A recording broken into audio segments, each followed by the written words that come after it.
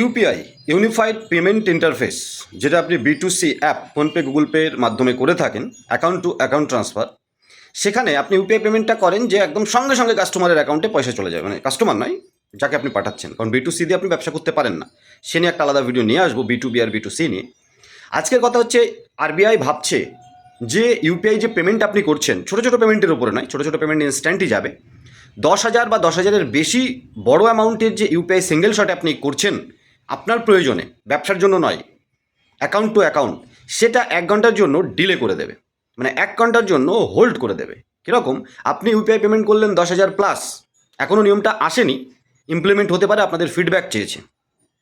আপনারা আরবিআইকে ফিডব্যাক দিন, এবং যদি ভালো মনে হয় আমাদের কমেন্টসেও বলবেন, যদি খারাপ মনে হয়, নেগেটিভিটি আছে, তাহলে সেটাও কমেন্টে বলবেন এবং আরবিআইকে ফিডব্যাক দিন যে 10,000-এর বেশি একটি ফ্রডকে থামাতে বা কমাতে এই নিয়মটা আসতে চলেছে। আপনাকে ফুসলিয়ে বড় কোনো অ্যামাউন্ট কোনো স্ক্যামার নিয়ে নিচ্ছে আর আপনাকে ইউপিআই পেমেন্ট আপনি করছেন। এখন কি হয়, একবার ইউপিআই পেমেন্ট চলে গেলে সেটা রিফান্ড বা ক্যান্সেল করানো খুব কঠিন হয়ে যায়। 10,000-এর বড় কোনো অ্যামাউন্ট ইন ফিউচারে যদি আপনি করেন, আর আরবিআই এই রুলসটা যদি ইমপ্লিমেন্ট হয়ে যায়, তাহলে 1 ঘন্টার জন্য হোল্ড হয়ে যাবে, এরকম একটা সিস্টেম, কুলিং পিরিয়ড বলে যেটাকে। ওই 1 ঘন্টায় আপনার কাছ থেকে পয়সা ডেবিট হয়ে গেছে, কিন্তু যাকে পাঠালেন তার অ্যাকাউন্টে ক্রেডিট হবে না। এই 1 ঘন্টার মধ্যে যদি আপনার মনে হয় আপনাকে সাথে স্ক্যাম করা হয়েছে, ফ্রড করা হয়েছে, তাহলে আপনি ওটাকে ক্যান্সেল করতে পারবেন, এবং তখন কী হবে, ওই টাকাটা যাবে না, আপনার এখানে ফিরে চলে আসবে।